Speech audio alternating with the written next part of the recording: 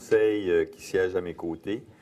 Donc, à votre gauche, complètement, Mme Marie Turcotte, qui représente le transport adapté au conseil d'administration, M. Francesco Miele, qui est conseiller municipal dans l'arrondissement de Saint-Laurent, M. Édouard Janisewski, qui est maire de Dollard-des-Ormeaux, Mme Monica Ricourt, qui est conseillère municipale dans l'arrondissement de Montréal-Nord, M. Dominique Perry, qui est conseiller municipal dans l'arrondissement de Saint-Léonard. À mes côtés, M. Carl Desrosiers, qui assume la direction générale de la Société de transport de Montréal depuis 2 mois. 2 mois exactement. Monsieur, donc, à ma gauche, Monsieur Marvin Rotran, qui est vice-président du conseil d'administration et conseiller municipal dans l'arrondissement Côte-des-Neiges, Notre-Dame-de-Grâce. Madame Claudia Lacroix-Perron, qui représente au conseil d'administration la clientèle jeunesse. C'est le seul poste de ce type dans les sociétés de transport public au Québec. Monsieur Bernard Blanchet, qui est conseiller municipal dans l'arrondissement de Lachine. Maître Madame Sylvie Tremblay, qui est secrétaire générale et directrice exécutive des affaires juridiques de la société. Et Madame Danielle Porret, qui est assistante au secrétariat. Je vous rappelle donc que le conseil d'administration est web diffusé depuis un peu plus d'1 année et demie. Et donc, je vous le rappelle parce que lorsque vous prenez la parole au micro, il y a diffusion de votre question. Et je le rappelle également aux membres du conseil d'administration de ne pas bâiller à l'écran. Je vais souligner la présence de M. Peter McQueen, qui est conseiller municipal, qui est parmi nous ce soir. Il y a des conseillers municipaux, conseillères qui viennent à l'occasion pour écouter les délibérations du conseil ou qui accompagnent des concitoyens qui ont des questions à nous poser. Donc, merci d'être parmi nous. J'ai pris l'habitude au conseil d'administration de faire une petite récapitulation d'un certain nombre de choses qui se sont déroulées entre le conseil de ce soir et le conseil précédent. Il y a tout d'abord une nouvelle signalétique qui est mise à l'essai dans le métro. Vous la voyez à l'écran. C'est une signalétique qui tient compte de principes d'accessibilité universelle qui vise à une meilleure lisibilité et un meilleur sens des directions. Donc, nous sommes à faire des essais dans des stations du réseau, Jean Talon et Henri Bourassa. La clientèle est invitée à aller voir cette signalisation-là et à nous faire part des commentaires. Ça va au cours des prochaines années, donc ça va être déployé dans l'ensemble du réseau. Deuxième élément, ce n'est pas très excitant, mais c'est très important pour nous. La cote de crédit de la STM a été maintenue à AA2 par la firme Moody's. Ce n'est pas excitant pour vous parce que vous entendez parler des cotes de crédit qu'on attribue à des pays, des institutions, des entreprises privées. Mais pour nous, ça reconnaît l'excellent travail de tout l'ensemble de la direction des finances et de la société. Et ce que ça nous permet, c'est bien sûr d'emprunter, mais également de payer des taux d'intérêt qui sont moindres. Donc, l'argent, on a plus d'argent pour mettre dans le service et moins dans les poches de ceux qui nous prêtent. Mais c'est important parce que ça témoigne, hein, comme on n'a pas d'actionnariat autre que la clientèle et les citoyens, c'est un témoignage de la bonne gestion de la société. Le prochain élément, on a célébré avec les conseillères municipales de Rosemont-Petite-Patrie et d'Antique-Cartierville, le millionième passager de la ligne 427. La ligne 427, c'est une nouvelle ligne de bus qui a été inventée pour diminuer la pression sur la ligne orange. On l'a même baptisée l'autre ligne orange. Elle part du quartier Rosemont-Petite-Patrie près du parc donc Maisonneuve et elle se rend directement au centre-ville en empruntant le boulevard Saint-Joseph qui a une nouvelle voie réservée, Saint-Denis. Et elle est très appréciée et en un peu plus d'1 an, on a fait 1 million de passagers. Donc, comme c'est ma ligne préférée, parce que je la prends au coin de ma rue, j'étais accompagné tout particulièrement de Josée Duplessis, qui est conseillère dans le quartier du plateau Mont-Royal et de la conseillère de Rosemont-Petite-Patrie, Madame Duchesne, qui était avec moi. Et il y a M. Gendron à l'écran et M. Sébastien Gagné, qui sont les... On me dit que c'est Sébastien Gagné qui a inventé cette ligne-là. Il n'est pas là ce soir, mais bravo donc à l'invention de la ligne 427. On travaille sur des projets similaires pour l'année prochaine. Le prochain point, c'est des membres, des musiciens dans le métro qui sont venus nous voir il y a près de 3 ans. Ils étaient dans le métro depuis plusieurs années, mais ils ont décidé de faire un effort supplémentaire grâce également à l'équipe de Mme Vaillancourt de la STM, c'est-à-dire qu'ils se sont regroupés. Ils ont créé une association des musiciens du métro de Montréal, MMM. Ils ont donc fait des auditions, ils ont recruté de nouveaux musiciens. Nous avons établi 5 lieux dans le métro où ces musiciens-là se produisent. Il y a eu des spectacles où j'ai assisté avec donc des musiciens de qualité qui sont tantôt étudiants dans ces domaines-là, mais tantôt c'est une façon de gagner leur vie. Et qui plus est, la STM, depuis quelques mois déjà, Mme Vaillancourt, vous me corrigerez, mais on les engage à l'occasion pour être partenaires avec la STM. Ils ont été autour de l'île de Montréal, ils ont été dans un événement avec la Plaza Saint-Hubert de promotion commerciale, donc on fait des partenariats.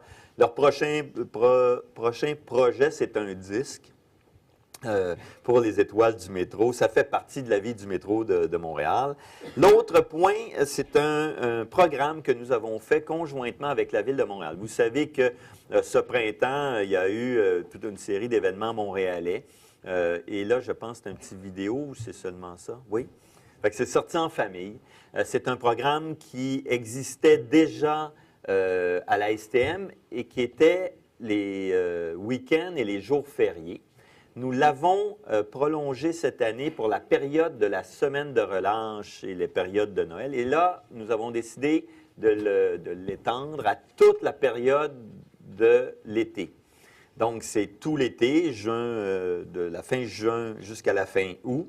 Et un adulte, donc, qui a payé un titre, peut être accompagné de 5 enfants de 12 ans et moins dans notre réseau, gratuitement. Les enfants ne paient pas.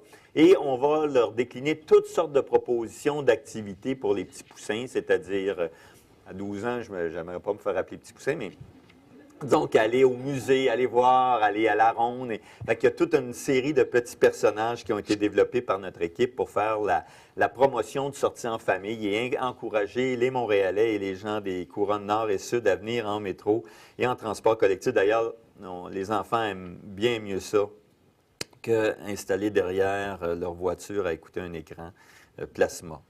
C'est vrai? C'est pour ça qu'on met des digressions.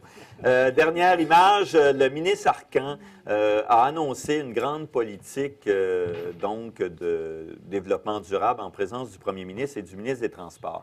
Politique qui va s'étaler au cours des prochaines années pour atteindre l'objectif de diminution des gaz à effet de serre de moins 20 par rapport à 90 pour le Québec.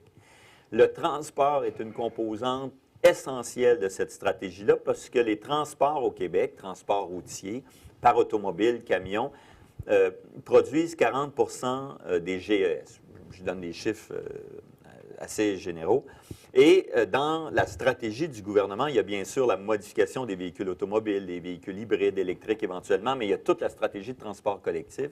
Le ministre Arcan est venu faire une visite avec M. Desrosiers de nos nouvelles voitures de métro parce que le métro roule électrique depuis 1966. C'est de l'hydroélectricité. Nous avons une des plus faibles empreintes carbone au monde en clients passagers à la STM. Et donc, le ministre voulait voir la nouvelle voiture parce que la stratégie du gouvernement tient compte très, très fortement de l'accroissement de l'offre de services en transport collectif et le métro en est une composante. Je termine ce petit point en vous rappelant, avant de passer à la période de questions, on va me présenter les questions, je crois, du public, en vous disant que c'est le dernier conseil régulier de la STM publique pour la période. Nous allons reprendre les conseils en septembre. Il y a 9 inscriptions. Oui. OK, donc on a 9 personnes qui se sont inscrites. J'ai devant moi 3. On a eu un petit problème technologique, mais Mme Porret arrive avec la liste imprimée. Vous arrivez au bon moment, Madame. Vous savez, toujours, le transport collectif est toujours à l'heure. Presque toujours. Donc, je rappelle aux citoyens et citoyennes, vous posez une question. Je préside, j'arbitre, je vais inviter des membres du conseil au besoin à compléter ou à répondre. Vous avez le droit à un complément à votre question. Ça peut être une suggestion, une recommandation. Et donc, je vais inviter M. Marc Fraser, qui a une question à poser sur le contrat d'exclusivité du journal 24 heures. Oui, bonsoir. Alors, ne pas déclarer ses revenus, c'est de la fraude fiscale et même peut-être une infraction au code criminel.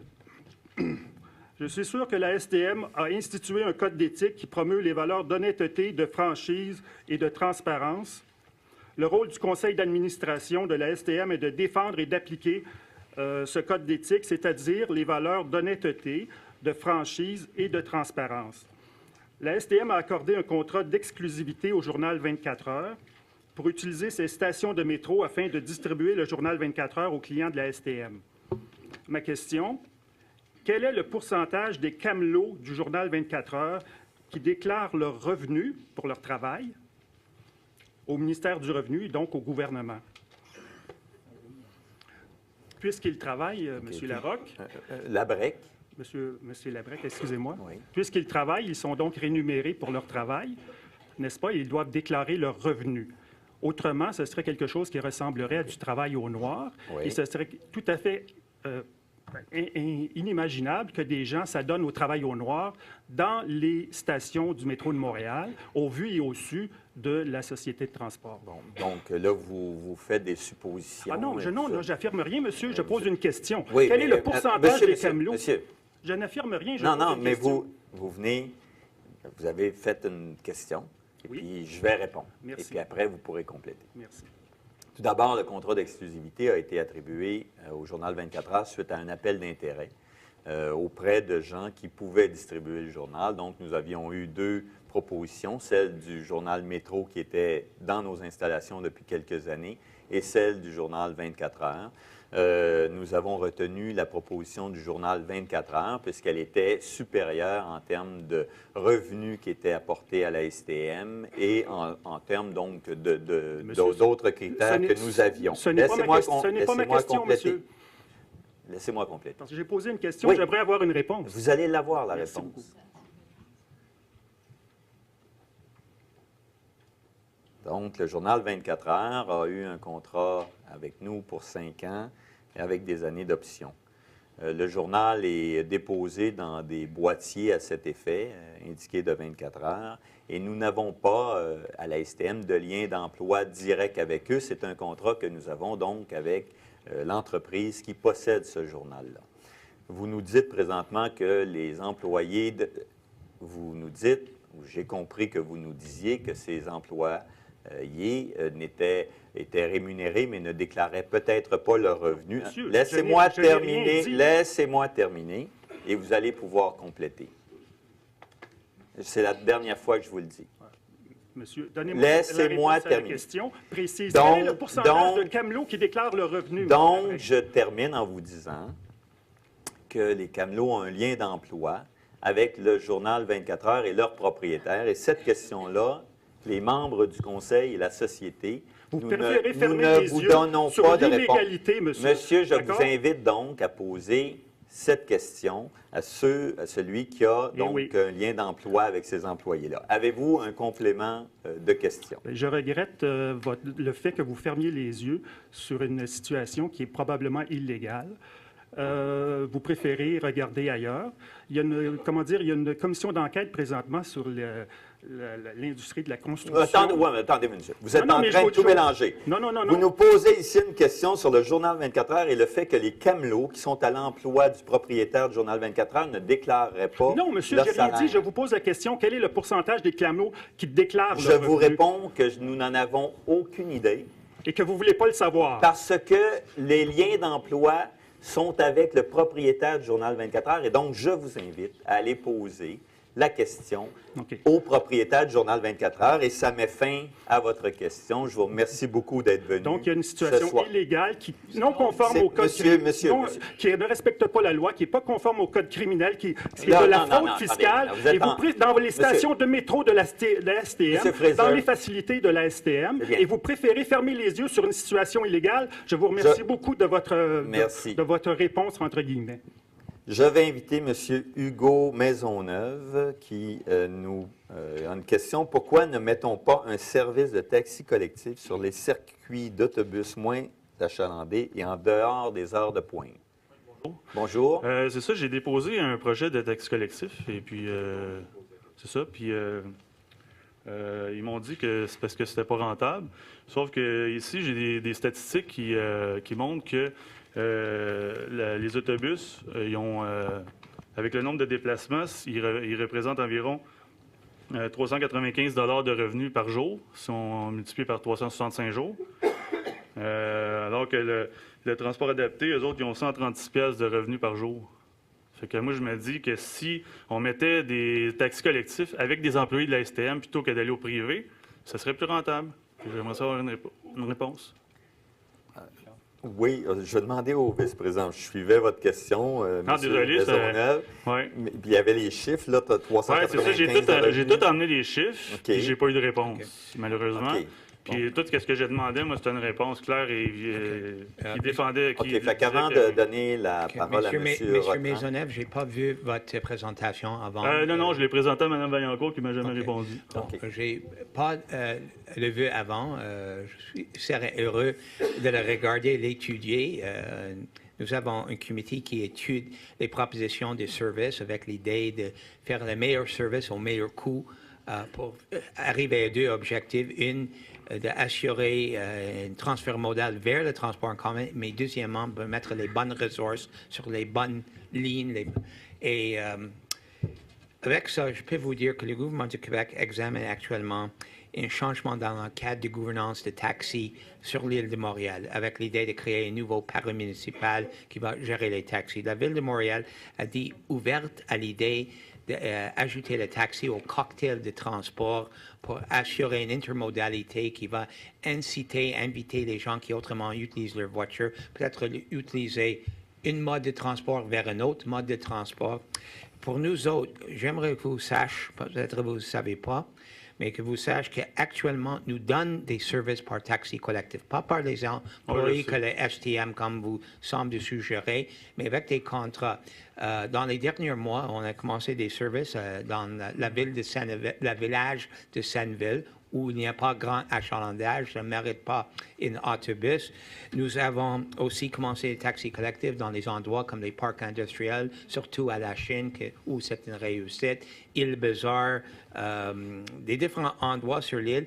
Même ce soir, on va créer des nouveaux services à Dorval et Pointe-Claire, parce qu'on voit que le taxi pourrait servir une clientèle qui ne mérite pas une ligne d'autobus. Donc, la seule chose que je m'engage ce soir est que si vous déposez vos documents, dans le mois vers la fin du mois d'août, le comité où je siège comme président va regarder le dossier pour voir s'il y a quelque chose dedans qu'on peut suggérer au conseil d'administration. Okay. Puis ma Juste un question complémentaire. un instant, M. Maisonneuve. Oui. Je vois qu'il y a 3 questions sur le même sujet. Ben oui, mais ma question, c'est plus pour le transport adapté. Non, mais ça, les deux personnes qui suivent. Fait que, donc, je te donne toujours une indication. OK. On verra là, si les questions sont exactement les mêmes. Mais en général, c'est une pratique qui a lieu au conseil municipal. On prend 3 questions sur mais ma un question sujet, secondaire puis on va est avec OK. ma question principale. OK. Donc, OK. en complément. C'est juste en complément. Puis OK, allez-y. ma question, c'était pas de rajouter un service de taxi avec du privé. Moi, ma question, c'est de rentabiliser le service avec des employés de la STM, parce que moi, je suis sûr qu'au lieu d'aller au privé, on pourrait facilement prendre des employés de la STM puis leur faire faire l'ouvrage. OK. On va le regarder. On a fait quelques analyses préliminaires. Il y a très peu d'autobus, des lignes qui peuvent être remplacées par un service de taxi collectif. On va le regarder, mais effectivement, il y a certaines normes de service qu'on essaie de donner pour assurer que l'autobus est dans un intervalle qui va assurer que la clientèle pense vaut la peine de prendre le transport en commun. il y a très peu de lignes qui ont un achalandage assez faible les soirs qu'on peut les remplacer par les taxis collectifs à coût rentable pour le STM. Mais je vais regarder votre proposition pour continuer nos discussions à l'interne avant que je revienne au conseil d'administration.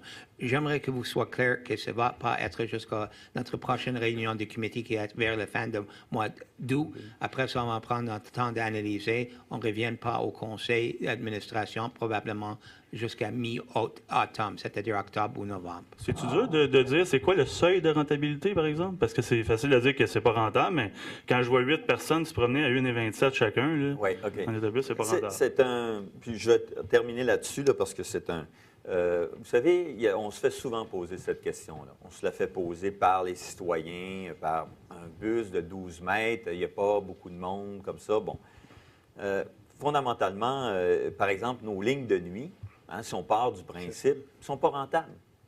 Mais les lignes de nuit sont essentielles à la mobilité des travailleurs de nuit, des jeunes qui sortent des bars et des restaurants 2-3 heures le matin quand le métro est fermé. Donc, un service collectif dans une ville, c'est des fois des lignes qu'on considère moins rentables d'un point de vue strictement comptable. Mais sur l'ensemble du réseau, on a des lignes très, très fortes, 40 000 clients jour, qui aident à financer des lignes moins fortes. Bien sûr, après ça, c'est les types de véhicules. On avait avant uniquement des bus de 12 mètres ou 40 pieds. Là, on a acheté des articulés pour des lignes très structurées, la 535, des lignes où il y a beaucoup de monde. On vient d'acheter des midibus, un peu plus petits pour le Vieux-Montréal. On a des navettes or dans les quartiers et là, on a développé taxis collectifs et des taxis or pour les personnes âgées. Donc, notre flotte de véhicules est en train d'être modifiée, toujours étant pour regarder la rentabilité, entre guillemets, du coût kilométrique, de l'essence qu'on dépasse, de la grosseur du véhicule. C'est un travail qu'on fait à la STM. Je vais prendre les prochaines questions. Elles vont peut-être... Est-ce que je peux vous déposer quand même mes chiffres? Oui, vous allez les déposer au secrétariat. Madame Vaillancourt nous a fait signe de la tête qu'elle était au courant du dossier et au comité de service à la clientèle, comme directrice exécutive de cette question-là, la question va être amenée au service à la clientèle. Tout ce que je voulais, c'était une réponse, puis vous allez en avoir une, c'est certain, monsieur. Parce que toutes les questions posées au conseil d'administration font l'objet d'un suivi au conseil et toutes les questions sont répondues à la suite aux gens qui se déplacent. Vous pouvez déposer au secrétariat. Il y a M. Blanchet, oui. Mme Vaillancourt, en complément. Alors, oui, on m'entend. Oui, alors, M. Maisonneuve, c'est un employé de la STM et en effet, M. Gendron vous a rencontré 2 fois pour vous expliquer. Alors, le dossier, on a pris le temps vraiment de l'examiner, mais ça va nous faire plaisir de revenir au comité de service à la clientèle pour bien l'expliquer et revenir à M. Maisonneuve par la suite. Très bien. Merci beaucoup. M. Maisonneuve, comme je ne connais pas les 9000 employés de la STM, mais je préférais venir à titre personnel. Oui, mais c'est délicat de le dire quand vous êtes au micro parce qu'il y a des citoyens ici, puis quand les employés viennent, on aime ça qu'ils nous le disent. C'est juste par politesse. OK, d'accord. Fait que je vais vous demander de déposer ça. Je vais inviter Mme Christiane Labbé. Mme Christiane Labbé. Bonjour, Mme Labbé. Vous pouvez... Est-ce que c'est correct en régie? Oui, puis on va vous prendre avec le microphone. Merci. Bonjour tout le monde. Bonjour, madame. Ma question est vieille, mais j'ai besoin d'explications plus parce que selon moi et d'autres personnes, c'est pas logique. 6 personnes qui partent du même endroit, 2 qui s'en vont au même endroit, 2 au même endroit, 2 au même endroit. 6 personnes, 6 transports. Est-ce que c'est normal? Et est-ce que ça coûte moins cher, vraiment? Ça veut dire que vous avez 4 personnes, les 6 personnes en taxi. Pourquoi pas en minibus?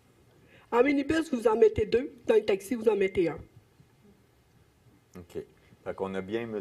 Desrosiers ou quelqu'un de l'équipe du transport adapté qui est M. Mario Gagnon. M. Gagnon qui dirige maintenant le transport adapté. Bonjour, Mario Gagnon, directeur du transport adapté. C'est une question qui est adressée souvent aux membres du conseil. Effectivement, lorsqu'on planifie les courses, c'est toujours pour le lendemain. Je sais que vous n'aimez pas l'explication, mais c'est ça, c'est la vraie pareille. Présentement, avec Accès, nous, on envoie nos réservations de la planification pour le lendemain aux compagnies de taxi et même à nos chauffeurs de minibus parce qu'il faut monter notre transport pour le lendemain.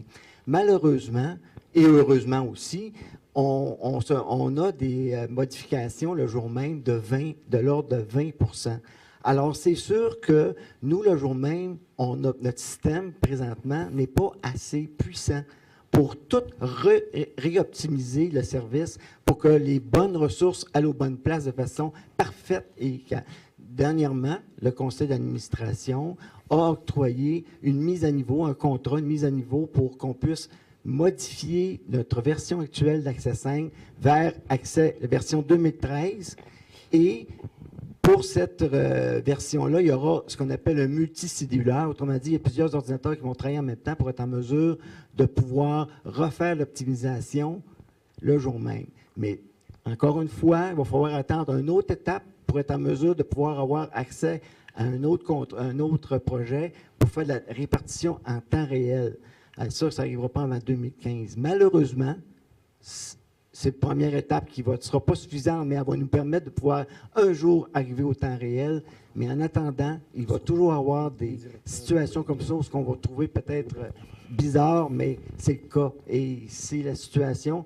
Et on a fait beaucoup de benchmarks. On sait, à Toronto, ils ont le même système. C'est la même situation qui arrive. Okay.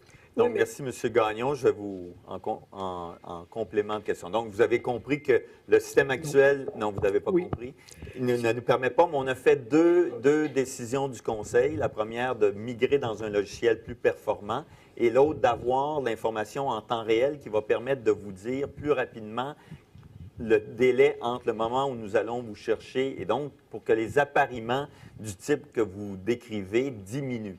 Mais M. Gagnon répétait qu'on a jusqu'à 20 % de modification la journée même, une fois le service offert. En complément, madame? Elle passe pas tout à fait, parce que, regardez, un couple qui pourrait facilement partir en minibus et rajouter d'autres personnes sont 2 transports. Et ça, on les a vécus là, samedi. 6 personnes, dont 2 à la même place, 2 au même endroit, puis 2 autres, 6 transports. Pourquoi pas prendre un minibus qui pourrait les amener? Ou en amener 4, si vous voulez. Mais c'est une préoccupation qu'on a parce qu'on se le fait dire. Et donc, je demandais à M. Desrosiers, là, je ne pense pas qu'il va réussir à vous convaincre plus que moi, M. Gagnon, mais il va ajouter un complément. M. Desrosiers. Enfin, madame, on vous comprend. Et lorsqu'on a justifié ce nouveau système-là, les gens du transport adapté, c'est ce qu'ils ont utilisé comme exemple. Puis Marie, je me souviens, me donnait aussi ça. J'avais beaucoup de déplacements, puis il y a une partie qui est faite de façon optimisée, puis il y a une partie après qui est faite au manuel, et on est incapable actuellement de vous garantir ça. Mais je vous dirais, à la pièce, on est aussi à l'aise avec vous en disant que ça ne fait pas de sens. Mais c'est le mieux qu'on peut faire actuellement. On travaille très fort pour le diminuer au minimum. Ce que l'on voit, c'est qu'avec le temps, notre coût par déplacement, il baisse. Ça nous permet pas de sauver de l'argent, mais de faire plus de déplacements. Fait qu'on va tendre vers ça. Fait on vous comprend. On comprend que, vu à la pièce, ça peut paraître incompréhensible. Mais lorsqu'on est de l'autre côté de la clôture, on voit l'ensemble, la tâche qu'il y a à faire en temps réel, on n'y parvient pas tout à fait actuellement. On s'améliore, mais on n'y parvient pas. Ça va? Oh, pas le choix. Oui, merci beaucoup. Merci, madame. Je m'excuse auprès de M. Gauthier. Là. Vous étiez 3e en question et j'ai sauté. Est-ce que M. Gauthier est présent? Oui, M. Gauthier. Donc, votre question porte sur le pourcentage de transport adapté en taxi versus en autobus.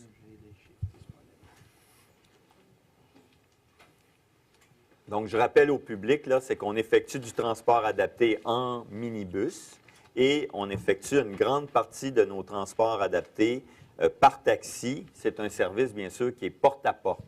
Oui, monsieur. Oui, bonsoir. Bonsoir. 87 % des transports sont faits par taxi. Donc, il reste 13 % qui sont faits par minibus. Dernièrement, au transport adapté, on a engagé 2 contractuels pour vérifier les gens qui prennent seulement le transport adapté, c'est-à-dire le minibus. Est-ce que c'est pour sauver de l'argent ou pour pouvoir éliminer les minibus éventuellement? Okay. Je vais demander à M. Desrosiers de vous répondre. Il est hors de question de sauver des sous. Ce qu'on veut faire, puis au transport adapté, on a deux objectifs. Un, c'est de donner le meilleur service possible. Et deux, la demande est extrêmement croissante. Dans le réseau régulier, une bonne année, on augmente l'achalandage de 1-2 puis on est fiers. Au transport adapté, 7, 8, 9 C'est vraiment de pouvoir, avec les ressources qu'on a, puis on en ajoute le plus possible à la limite de nos budgets, comment on peut faire le plus de déplacements possible. C'est simplement ça. Mais il n'y a pas d'intention de diminuer le nombre de minibus. Parce que moi, je suis un de ceux qui prennent seulement le transport adapté, le minibus. Et puis, je ne voudrais pas qu'on vienne m'enlever ça parce que mais c'est clair, M. Gauthier, là, tout le conseil, on a vu le plan 2020. Et dans le plan 2020, nous avons une flotte de minibus. Nous allons même les améliorer parce que, comme Marie le disait, on avait des minibus qui étaient plus des bone shakers à cause de la suspension. Donc, on change la suspension de nos minibus, mais nous continuons d'avoir une flotte de minibus. Nous travaillons maintenant sur un programme de climatisation des minibus qui vont être... On a hâte de savoir. Donc, le service minibus est maintenu. Nous améliorons la suspension et nous allons climatiser la flotte de minibus. Ça vous va? Merci. Merci, M. Gauthier. Je vais inviter Mme Dufort concernant les cartes obligatoires pour le transport adapté. Les cartes obligatoires Opus, c'est ça? Oui. Très bien. Je vais vous permettre de...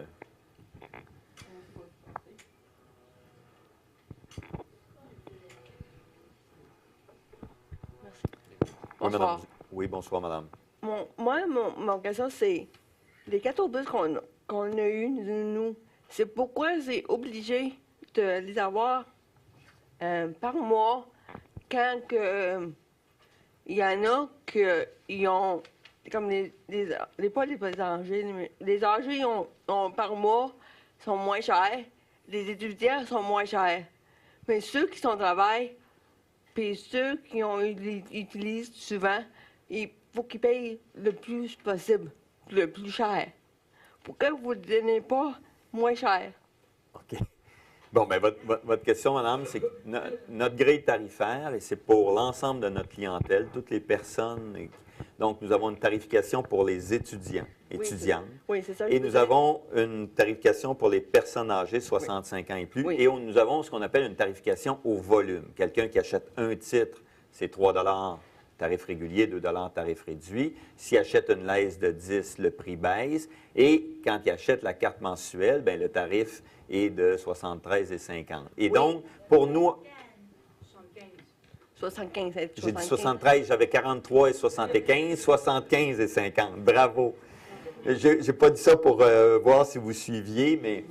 Et donc, notre tarif adulte est à ce prix-là pour l'ensemble de la clientèle, transport adapté ou transport régulier. Je sais, mais il y en a des personnes qui ont la misère à l'avoir au commencement du mois quand il faut qu'ils payent leur passe et il faut qu'ils payent quelque chose d'autre qui est plus important.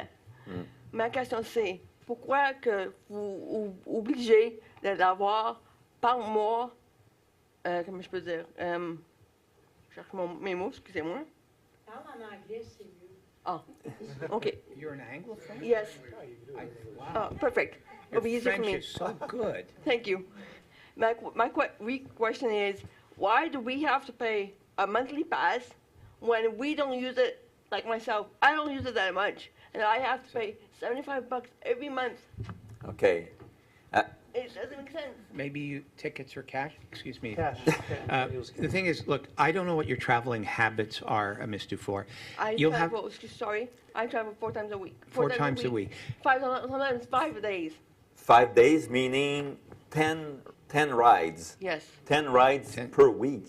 Yeah, well, in that case, you're better off probably with your pass because they're like 40 per month. Yeah. Sometimes I'm not by myself. I'm with a accompagnateur, and the accompagnateur also finds it ridiculous that we have to pay $75.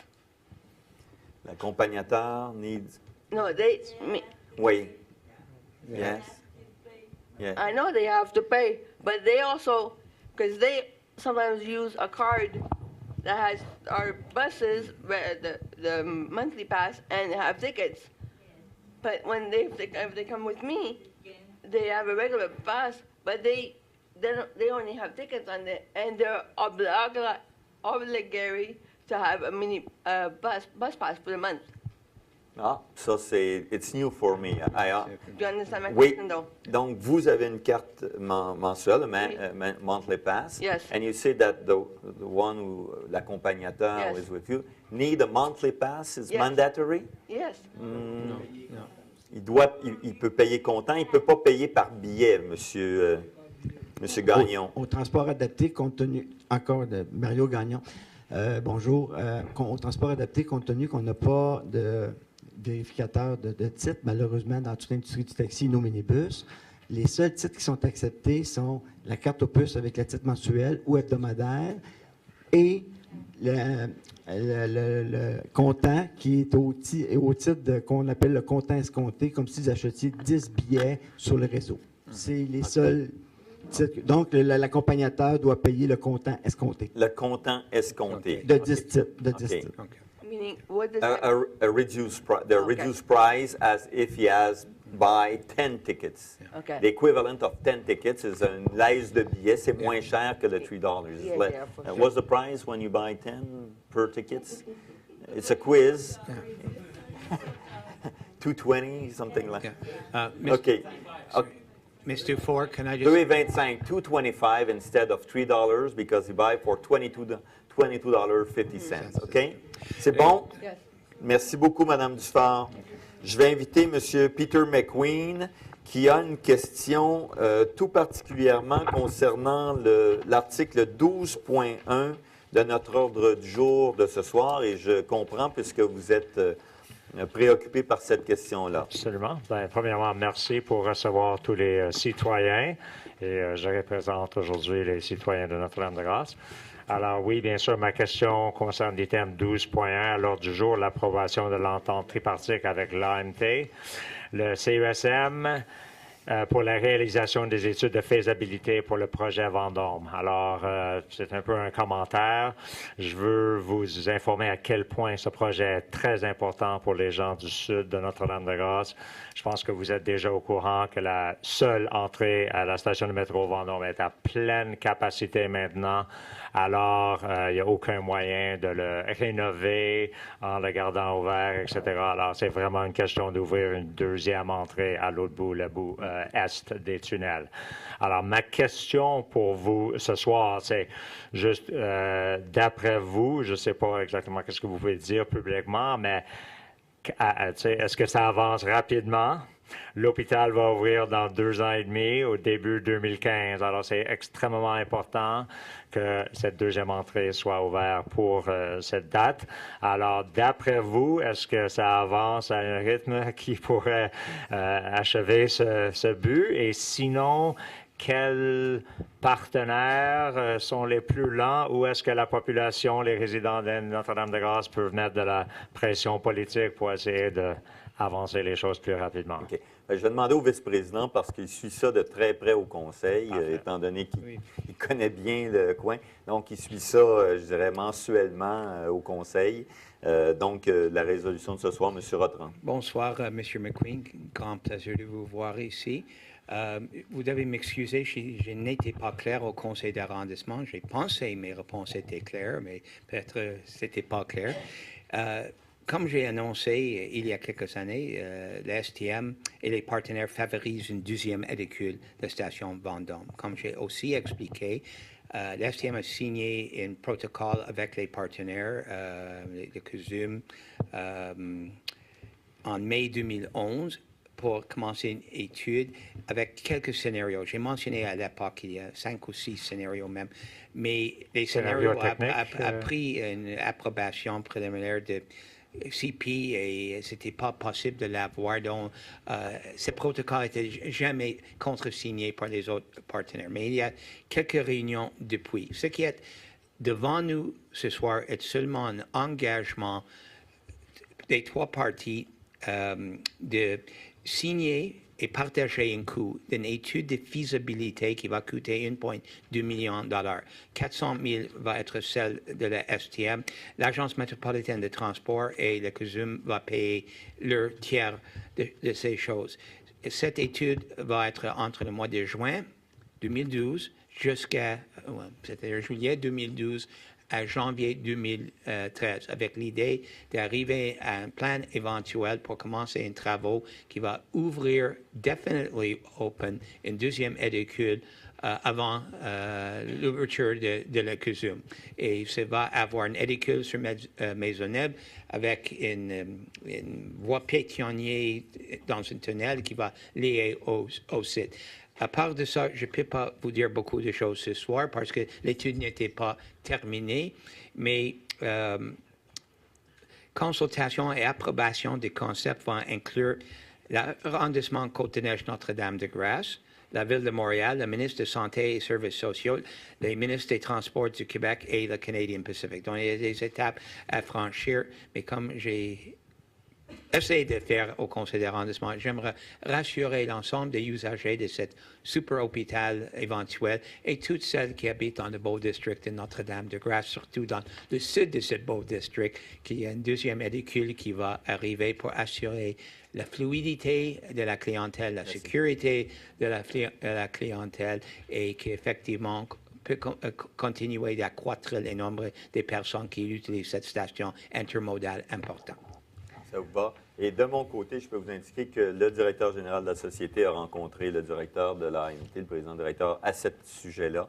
Et je prépare une correspondance au ministre de la Santé et des Services sociaux. Enfin, j'espère que le libellé est à peu près celui-là, concernant spécifiquement cette station-là, puisqu'il y aura une dimension d'accessibilité universelle et il y a un lien avec un centre hospitalier majeur. Donc, on est très au fait du sujet. Monsieur Desrosiers, oui. Peut-être un point supplémentaire. Trouver une solution technique, c'était pas simple. C'était existant. Il y a la voie du CP, il y a une nouvelle, vous avez raison, une augmentation d'achalandage importante. Et la solution technique, elle est trouvée. Maintenant, elle est trouvée. On la connaît. Ça, c'est la bonne nouvelle. Ce qui reste à faire, les études pour affiner le prix. Puis après, c'est le financement. Parfait, merci. Ça aurait été une petite question de clarification. Ma deuxième question concerne la station de métro Villa-Maria, sur un autre sujet complètement. Dans la Gazette, ce matin, il y avait un article sur nos efforts à Notre-Dame, Côte-des-Neiges Notre-Dame-de-Grâce contre les graffitis. Ils ont interviewé une femme qui habite sur la rue Coolbrook et dont son garage arrière est sur la petite rue Orphalina, tout près du station de métro Villa-Maria, et elle a des difficulté à garder son garage, sa porte de garage propre de graffiti. Et notre arrondissement, nous mettons beaucoup d'efforts pour essayer de convaincre les gens. Et vous savez que juste en face, à vue, l'autre côté de l'autoroute des Carrés, à la station, derrière la station de métro Villa-Maria, il y a des graffitis visibles sur un mur de béton, de roche, derrière la station, que je crois tombe sous la juridiction de la STM. Alors, ma question pour vous, c'est quels efforts faites-vous, allez-vous faire dans les mois et les années qui suivent pour garder vos installations libres de graffiti? C'est des millions, il faut le dire, là, comme les arrondissements, puis vous le savez, vous êtes élus, qu'on investit dans ça. On a une tolérance, il y a certains types de graffitis pour lesquels on a une tolérance très faible, qui sont quand ils sont racistes, tout ça. Il y a des graffitis qui sont récurrents, qui reviennent. On peut peindre, nettoyer au jet d'eau, 2 jours après, ça revient. C'est une lutte constante. On a un programme qui s'appelle Embellistation à l'intérieur de notre réseau. Qui se fait, qui donne des résultats. On le voit, plantation de fleurs, stationnement de vélos, repeinture des façades, c'est des éléments cosmétiques. Si vous nous faites part, là, présentement, je peux vous dire, ça va, demain matin, quand il y a des choses comme ça, quelqu'un va s'en occuper. Ça se fait suite au conseil. Très souvent, il y a une remarque qui est faite. Donc, on va faire un suivi dès demain matin avec les équipes et on va vous en donner des nouvelles, là, probablement M. Rotran on aura un retour sur ça. Parce que des fois, les gens font un travail de leur côté de maison, puis nous, on a l'arrière d'un poste de ventilation ou d'une porte d'accès à un de nos édicules qui est regraffité. Fait que c'est sans arrêt la lutte qu'on mène sur nos centaines d'installations. Oui, et comme j'ai dit dans le passé, on travaille étroitement avec la Ville dans l'arrondissement Côte-Neige Notre-Dame-de-Grâce. C'est la conseillère Susan Clark qui mène le dossier. Et je pense que c'est elle qui a fait la conférence de presse à laquelle vous faites mention. Mais ça prend aussi la coopération des citoyens et la diligence. Ce n'est pas seulement une question de nettoyer et mieux parce que ça revient. Donc, c'est prendre les gens qui font la coopération avec la Ville. Ça prend aussi, comme on a adopté un règlement à Côte-Neige Notre-Dame-de-Grâce, la coopération des services d'ordre, le service police peut faire des arrestations dans notre arrondissement et la STM donne sa entière collaboration à la SPVM et l'arrondissement pour lutter contre le graffiti. Monsieur Desrosiers, un petit mot. 2 petits points rapides. On a des indicateurs sur le nombre d'heures que ça prend avant d'enlever le graffiti. Ils sont en baisse. On prend le contrôle lentement. Mais ce que je vous inviterais pour accélérer la chose, il y a M. Lemay qui a une cravate. Lève ton doigt. Allez le voir après. Donnez-lui le mieux précisément. Ça va accélérer l'enlèvement de ce graffiti. Parfait. Merci beaucoup. Merci, M. McQueen, pour votre présence. Je vais inviter Mme Rosa Bonavolia. Je ne sais pas si je prononce correctement. Mme Rosa Bonavolia, qui a une question sur le transport régulier, qui ne veut pas la prendre puisque son fauteuil a un moteur. Un incident survenu, et nous le disons toujours à notre clientèle, le 22 juin 2012 à 12h15 dans l'autobus numéro 32. Ça nous aide beaucoup quand vous êtes aussi spécifique. Oui, madame. Yes, I was on my way to a doctor's appointment. It was the last minute thing, and I went and get the 32, and the lady on the bus told me, no, I don't want to take you. Okay. Yeah, Mr. Rotran will ask you a question. Hi, Mrs. Bonavolia. The STM system is set up so that persons in wheelchairs can, if they choose to, use the regular system. I have 2 questions for you. First of all, I want to make sure that you check the schedule because not every bus on every route is accessible. It was accessible. It was, okay. Yes. Fine. And the second thing, can you tell us which direction it was in? It was going towards Sandusky. Which direction? Are you coming from the south or the north? I'm coming from Amberasa. Okay, you're going Going south. to Sandusky. Okay. We will investigate this, and if the driver did not take you, we will certainly take the appropriate On measures. the way back, I had the same problem. You didn't have the same driver I by did. some chance? You no, did, I okay. didn't. Okay, we will definitely look into it, and we will take the appropriate action. We are very proud of the fact that of the 9 Sociétés de Transport in Quebec, we are the first and up to recently the only ones that would take persons in wheelchairs on our system. The others are slowly beginning to follow us.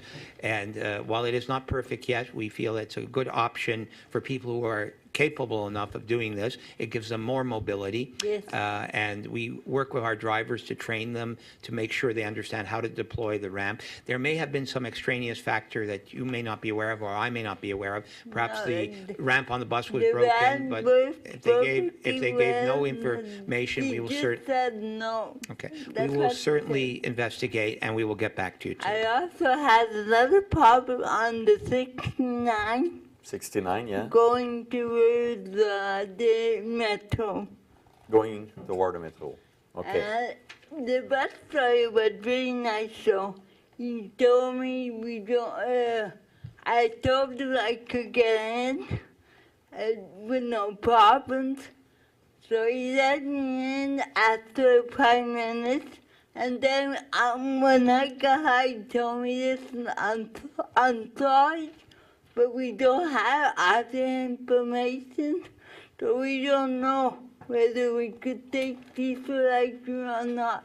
Okay, so it's in that case, you're speaking about information that the driver don't have. Yeah, if they it don't will have take other you or not. information. Okay, and the general rules on that is that we take wheelchair and we have to take you. They told me we know that we Okay. take with us, but your scooter we didn't know. Okay, so we'll again it's what we call general information we will give to the drivers, but you got a specific case we will investigate, and as the vice president, vice chairman say.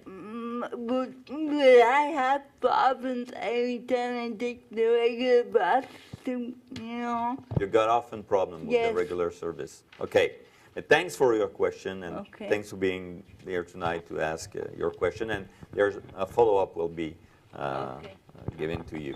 Je vais inviter, merci madame, je vais inviter madame Liette Doré qui a une question sur le service en général.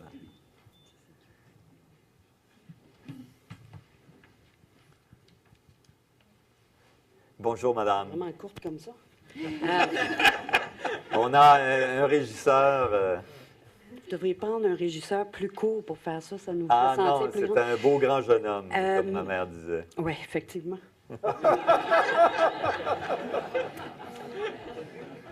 Peut-être que ça change toute mon intervention. Bon. Parce que je venais, c'était pas pour une question en fait, c'était pour venir présenter des commentaires positifs, venir remercier M. Devin pour son travail, parce que j'avais compris qu'il prenait sa retraite à la fin du mois de juillet. Oui. Et ce matin, dans le journal, j'ai vu qu'il y avait une assemblée de votre conseil d'administration. Alors, j'ai pensé qu'il serait ici, donc je voulais venir lui dire en personne combien... Je suis certaine que je me fais l'écho de milliers, de centaines de milliers de passagers de la STM pour le remercier de l'excellent travail qu'il a fait pendant qu'il était là. L'offre de service, la qualité, l'excellence du service qui est offert pour la clientèle régulière. Et je sais qu'il y a beaucoup de défis pour la clientèle handicapée, mais moi, je peux vous dire que ma mère qui participait à cette club d'âge d'or et toutes ses amies sortaient, appréciait vraiment beaucoup, mais je comprends qu'il y a des défis. Alors, je voulais venir le remercier pour ça. Mais là, on m'apprend qu'il n'est pas ici, qu'il est parti. OK.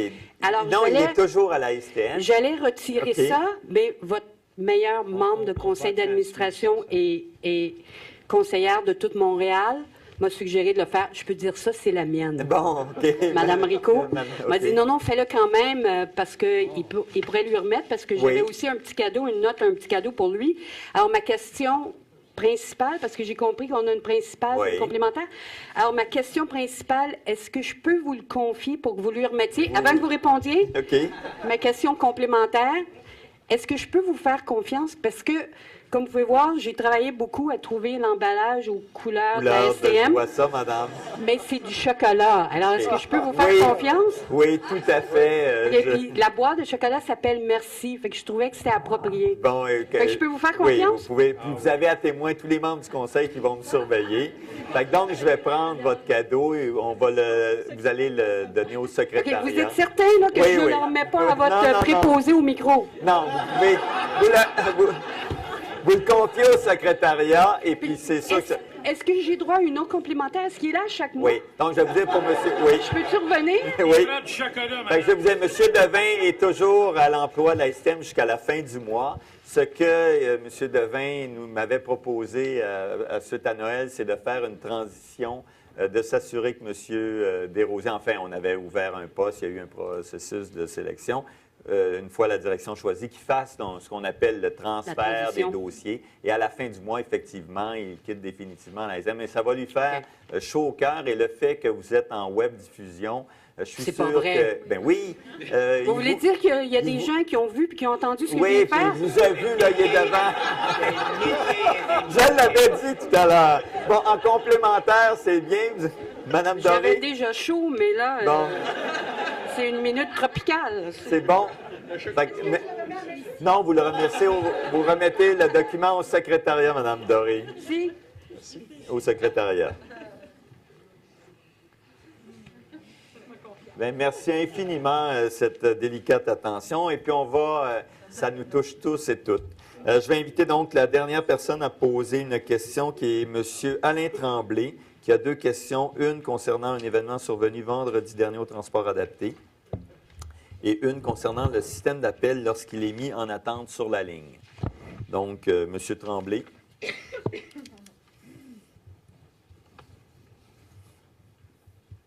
Bonjour, M. le Président, Mesdames, Messieurs. OK, ma première question concernait un événement qui est survenu le 29 juin. Disons que c'était la partie, je dirais, retour à partir du CHUM Hôtel-Dieu pour me rendre au domicile. Donc, j'ai souvent affaire à des véhicules taxis. avec une rampe, comme vous êtes tous au courant de comment ça fonctionne.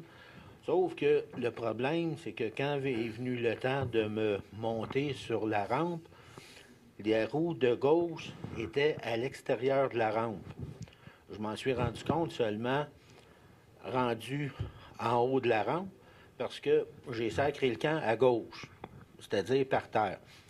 Ça m'a donné l'occasion d'expérimenter une partie sport extrême, d'utiliser votre système de transport adapté, mais je m'en serais passé. Mis à part que c'était un petit peu amusant, j'avais pas vraiment le caractère à rire. J'ai plutôt un sale caractère quand on me fait tomber. Je me suis beaucoup retenu de faire des gestes contraires à la morale, quoique je suis un partisan de la fessée, puis le chauffeur s'en est tiré à très bon compte. C'est surtout dû au fait aussi que j'ai des instruments là, qui m'obligent à me piquer des médicaments chez moi. Puis, à ma grande surprise, parce que mon premier objectif, c'était d'aller faire vérifier ça au CLSC pour être sûr que tout était correct malgré la chute. Il ne s'est rien passé. OK. Est-ce que vous avez déjà fait part de ça au service de transport adapté par téléphone ou par un autre moyen, ou c'est la première fois? Non, c'est la première fois. OK. Bon, donc c'est le 29 juin, CHUM, Hôtel-Dieu, on pourra voir. OK. Comme c'était une fin de semaine, incluant là, le congé férié, c'était difficile de pouvoir, sinon impossible, de contacter soit le service à la clientèle ou d'appeler le RUTA. Donc, je trouvais plus opportun. Donc, vous êtes venu ce soir. Très bien. Maintenant. Et puis, on va faire le suivi parce qu'il y a probablement l'heure exacte et tout ça. Là. C'est ça. Vous avez ça dans vos choses. Oui. Là, ce que j'aimerais beaucoup qu'il y ait un suivi Très bien. là-dessus. Parce que je trouverais ça plate d'avoir à me méfier de comment les chauffeurs font l'embarquement. Puis bon, j'aime ça m'amuser un peu. Là, mais vous prenez le service fréquemment? Oui, parce que c'était la première fois qu'un tel événement se produisait. Oui, tout à fait. Bon, donc c'est pas fréquent, là. C'était une première fois. Il n'y avait pas. Je peux juste souligner qu'il n'y avait pas d'urgence pour me monter à l'intérieur du véhicule. J'étais la seule personne.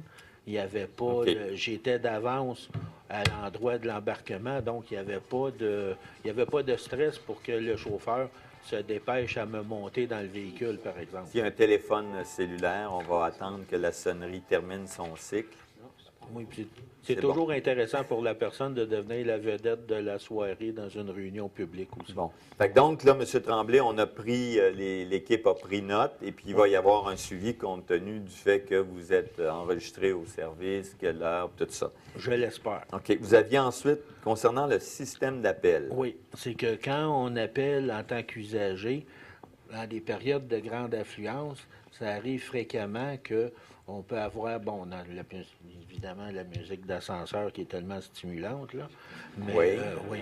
Puis, pour avoir tout d'un coup une voix humaine qui nous dit qu'on va nous reprendre en ligne dans quelques minutes, puis on nous replonge dans le bassin d'appel en attente, sauf qu'il y a comme une voix d'évitement qui nous amène le message enregistré qu'il y a une trop grande affluence d'appels, puis de rappeler plus tard, puis que le système nous raccroche la ligne. Donc, vous décrivez, on le connaît là, quand on appelle, mais est-ce que ça, donc, vous le faites un commentaire de façon générale ou c'est très fréquent? Ou c'est fréquent. Je n'ai pas quantifié, puis j'ai pas fait les statistiques de ça, là, mais cela arrive quand il y a des périodes de grosse affluence, comme par exemple plus ou moins autour de midi, 13 heures, plus ou moins autour de 18 heures, 19 heures, des périodes de grosse affluence. Là. Fait que Monsieur Desrosiers, Monsieur Gagnon, on est au courant avec ça. On a des données. Hein. Tous les conseils, on reçoit le nombre d'appels, les délais entre appels, les rotations, parce on travaille à améliorer le système de réponse et tout ça, d'utiliser d'autres technologies. Monsieur Gagnon, en complément, là, on parle surtout de la période midi 13 heures où il y a mise en attente et puis... En fait, depuis plusieurs années, on fait des efforts, on a mis des ressources de plus, on a amélioré nos systèmes, mais avec les popularités du transport commun, avec le transport, l'achalandage, la croissance nous rattrape. Alors, présentement, on est en train d'étudier avec les système informatique, de remplacer éventuellement notre système informatique parce que maintenant, on ne fera pas un deuxième étage de colis. Il faut trouver des technologies nous supporter. Alors, on fait des efforts. On a plus de prestations de travail, on a plus de colis et la croissance. OK. Mais on fait quand même des bons résultats. On améliore les résultats. Oui, M. Rotran, puis on complète avec ça. J'aimerais juste dire, pour le centre de réservation, en mai 2012, on avait 50 705 appels. Ça représente presque 8 plus qu'en mai 2011. C'est vrai, le nombre de personnes qui veulent utiliser le transport adapté est en croissance chaque mois depuis des années. Et effectivement, on a plus que doublé le nombre des déplacements qu'on fait depuis le temps que je suis à la STM. Donc, je comprends ce que vous dites. On a amélioré notre centre de réservation, centre des appels, mais à cause de la volume, il y a peut-être plus de travail à faire. Bien, c'est peut-être un bug aussi du système qui fait que ça nous envoie sur une voie d'évitement, ce qu'à ce moment-là, il y aurait peut-être une question de correctif au niveau du système informatique par rapport à ça. Donc, votre premier point, là, on va faire un suivi. Le deuxième, le commentaire, écoutez, nous, on le voit au Conseil de façon, je veux dire, macro, hein, les volumes que l'on traite, mais c'est sûr qu'individuellement, il y a des occasions parfois où ça se répète. On est... Le Conseil, la haute direction le sait, il y a des investissements supplémentaires parce que, vous savez, tout système, des croissances de 8-10 par année, c'est le double de clients. Mais on va, votre question et votre interpellation fait qu'on va continuer nos efforts. C'est beau. Donc, merci. Juste une petite Oui, parenthèse pour le premier point. Je vais aller faire réparer mon fauteuil suite à l'incident que je vous ai expliqué. Si jamais, en théorie, je ne devrais pas avoir à recevoir une facture parce que ça a été fourni par mon physiatre, ma physiatre. Mais si jamais il y a des suites ou des choses du genre, je me ferai un devoir, sinon un plaisir, de vous en faire part. Et puis, bon, nous, on se fera un devoir ou un plaisir d'accueillir votre recueil. OK, merci beaucoup.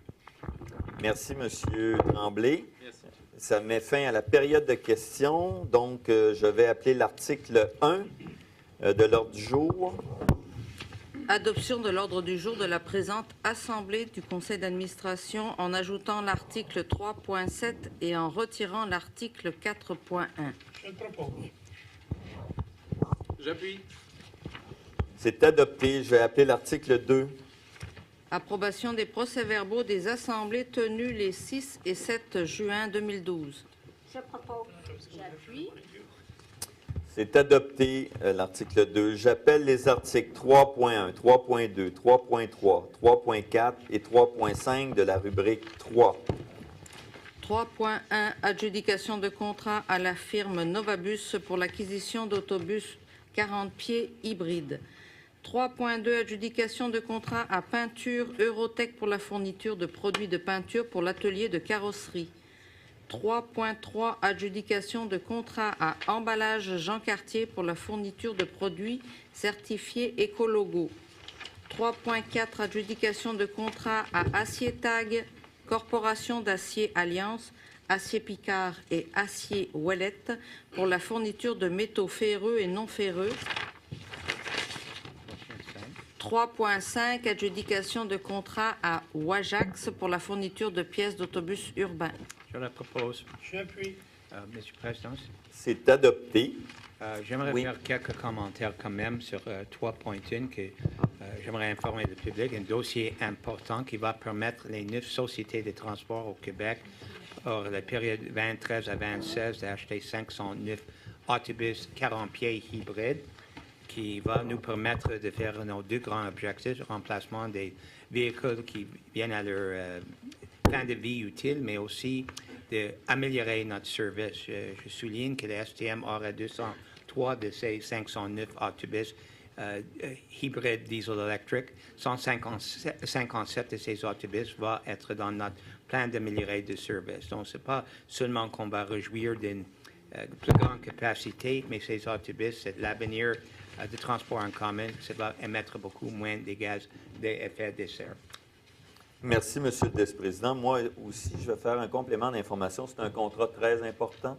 C'est un contrat qui totalise, là, avec les options, près d'1 demi-milliard de dollars. Vous avez bien entendu. C'est un contrat qui est suite à un appel d'offres que nous avons fait auprès d'entreprises qui avaient été désignées par le ministère des Transports. Le processus d'adjudication a été très, très rigoureux. Nous avons un regroupement des sociétés de transport public au Québec où des spécialistes étaient autour de la table, des gens de la haute direction de la STM. Et pour la suite des choses, c'est très important. Je remarque qu'il y a des gens de la haute direction de Novabus qui se sont déplacés ce soir. Vous auriez pu nous voir à la télé. Devant l'ordinateur. Donc, un processus qui a été très rigoureux et on va attendre, notre clientèle va attendre avec impatience ces bus-là de qualité qui nous seront livrés au cours des prochaines années. Nous avons donc fait l'appel d'offres. Nous avons eu 2 soumissionnaires, retenu celui-ci après le processus. Les bus vont être livrés. Et ce qui est important dans toute cette opération-là, c'est que quand on a lancé le plan 2020, on a indiqué que pour le plan 2020, nous avions besoin de nouvelles voitures de métro, mais il y a toute une partie B au plan 2020 qui est la partie bus, l'augmentation de l'offre de services bus, la qualité de l'information clientèle dans le réseau bus. Et c'est prêt, si on calcule avec ce contrat-là, IBUS et le centre Stinson qu'on est en train de construire, c'est près d'1 demi-milliard que le gouvernement du Québec et la STM et la Ville de Montréal vont investir. Donc, c'est une décision très importante du Conseil. J'appelle l'article 3.6 de la rubrique 6, que M. Rossan, normalement, suit. Donc, allez-y pour l'article 3.6. 3.6, augmentation de l'enveloppe budgétaire pour le mandat de pièces de frein. Je la propose. Donc, c'est adopté. Oui. 3.7. Ah oui, il y a 3.7, c'est vrai. Excusez, parce que vous avez on a ajouté l'article 3.7, donc 3.7. 3.7, octroi de contrat au Centre de services partagés du Québec pour l'acquisition de licences Microsoft. Je le propose. J'appuie. Donc, c'est 3.6, 3.7 là, qui sont proposés par M. Rotran, M. Blanchet, qui sont adoptés par le Conseil. J'appelle les articles 4.2, 4.3 de la rubrique 4. Le 4.1 est retiré. Oui. 4.2, octroi de contrat à la Ville de Montréal pour l'acquisition, la programmation des feux de priorité et le remplacement des contrôleurs de feux de circulation. 4.3, adjudication de contrat à Ramcor Construction pour l'aménagement d'un terminus d'autobus à la station de métro Lionel-Groux. Proposé. C'est adopté. Dans le cas de 4.2, c'est des mesures préférentielles pour bus. C'est des feux chandelles qui permettent de donner priorité à nos bus après les phases rouges. Et 4.3, ben, c'est tout le réaménagement, enfin tout le réaménagement. C'est un réaménagement important autour de la station Lionel-Groux. Il y a eu des rencontres avec les élus de l'arrondissement, les fonctionnaires de l'arrondissement, les citoyens de l'arrondissement, et ça va permettre de mieux desservir les lignes express qui vont provenir de l'ouest de l'île dans le cadre de la mitigation Turcot, pour lequel nous avons fait l'acquisition de 32 bus spécifiquement qui sont financés à 100 % par le gouvernement du Québec dans le cadre de la mitigation Turcot. J'appelle les articles 6.1 et 6.2 de la rubrique 6. 6.1, adjudication de contrat à Moderne Track Machinerie pour la fourniture d'un locotracteur. 6.2, adjudication de contrat à Service électrique Blanchette pour l'installation du système de radio à large bande. Je les propose. J'appuie. C'est adopté. Dans le cas de 6.2, donc un système de radio à large bande, c'est le système de communication qui va permettre de relier nos voitures de métro à notre commande centralisée. Et en particulier, si vous avez visité nos nouvelles voitures de métro qui étaient entre autres à la station Berry-UQAM, qui est en Grignon de la ligne verte, vous avez remarqué qu'il y a des écrans plasma à l'intérieur et donc l'alimentation d'informations en temps réel des écrans plasma dans les voitures va être faite par ce système-là. J'appelle les articles, donc les articles 6.1 et 6.2 de la rubrique 6 sont adoptés. J'appelle les articles 8.1 et 8.2 de la rubrique 8. 8.1, adjudication de contrat à entreprise QMD pour la construction des infrastructures d'accessibilité universelle à la station Champ-de-Mars. 8.2, adjudication de contrat à Industrie Railway pour la fourniture d'un système de fixation pour rail. Je propose. J'appuie. C'est adopté. Dans le cas de 8.1, donc c'est l'accessibilité universelle au CHUM par le biais d'ascenseurs qui vont être aménagés dans la station Champ-de-Mars. C'est un projet de plusieurs millions là, qui va commencer sous peu. Donc, c'est adopté 8.1, 8.2. J'appelle les articles 9.1, 9.2, 9.3 et 9.4 de la rubrique 9. 9.1, adoption du système de pondération pour des services professionnels pour une étude de localisation et d'optimisation des actifs du terminus Fairview. 9.2, adoption du système de pondération pour des services professionnels pour l'amélioration du système de gestion environnementale. 9.3, adoption du système de pondération pour des services spécialisés en technologie de l'information.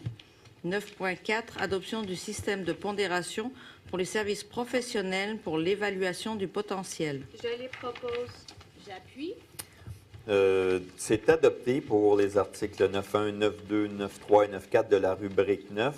Les grilles de pondération, le système de pondération, je le répète à chaque conseil, permettent ensuite à nos comités, lorsqu'il y a appel d'offres, d'analyser les candidatures, les propositions qui sont faites par les soumissionnaires. Et dans le cas de 9.1, c'est pour analyser les besoins futurs du terminus Fairview qui connaît un achalandage important dans l'ouest de l'île. Et on a discuté de ça au service clientèle et au conseil au cours des derniers mois. Là. Donc, c'est un travail d'analyse. J'appelle les articles 11.1, 11.2 de la rubrique 11. 11.1, mise en service de projets pilotes de taxis collectifs dédiés aux aînés. 11.2, desserte d'un stationnement incitatif à Laval pendant les périodes de pointe avec la ligne 139. Je propose. J'appuie. C'est adopté. Donc, un taxi collectif pour les aînés dans la région d'Orval et Pointe-Claire. Ça fait partie de notre nouvelle offre de services, hein, bus régulier, articulé, midibus, navette et taxi pour les personnes âgées. Et dans l'autre cas, c'est une offre de service qui va aller sur le long de P9, mais qui va aller également du côté de Laval. Donc, nos bus vont aller chercher une clientèle le long de P9. Et entre autres, c'est dans le cadre de travaux qui se font dans l'intersection P9 Henri Bourassa. J'appelle les articles 12.1, 12.2, 12.3, 12.4 et 12.5 de la rubrique 12. 12.1, approbation de l'entente avec l'AMT et le Centre de santé McGill pour la réalisation des études de faisabilité pour le projet Vendôme. 12.2, approbation de l'avenant au protocole d'entente sur le système de vente de titres et de perception des recettes. 12.3, approbation de la modification de l'entente avec le CHUM quant au raccordement à la station de métro Champ-de-Mars. 12.4, approbation du bail avec Hydro-Québec pour la location d'un terrain pour le futur terminus Radisson. 12.5, approbation d'un contrat avec la RATP pour le prêt d'une œuvre d'art. Je le propose. J'appuie. C'est adopté, donc les articles 12.1, 12.2, 12.3, 12.4 et 12.5 sont adoptés. J'appelle l'article 12.6.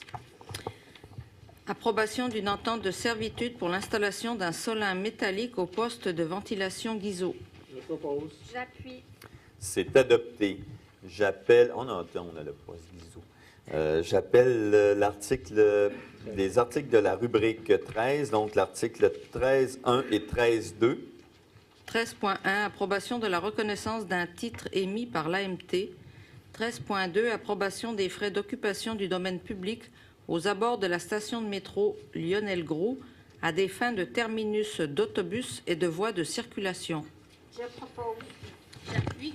C'est adopté. Ceci met fin à l'ordre du jour de l'Assemblée régulière du Conseil d'administration du mercredi 4 juillet 2012. Nous vous souhaitons tous et toutes un bon été. Le prochain Conseil d'administration aura lieu le mercredi 5 septembre.